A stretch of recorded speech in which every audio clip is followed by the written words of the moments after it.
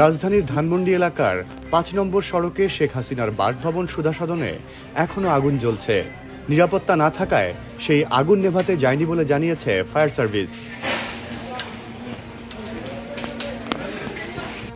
প্রত্যক্ষদর্শীদের থেকে জানা যায়, গতকাল বুধবার রাত 10:30টার পর সেখানে আগুন দেওয়া হয়।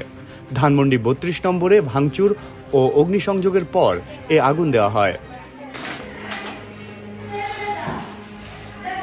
ফায়ার সার্ভিসের ঢাকা কন্ট্রোল রুমের মোবিলাইজিং অফিসার খালেদা ইয়াসমিন বলেন, রাত 11:30টার দিকে সুধা সদনে আগুনের খবর পাই আমরা।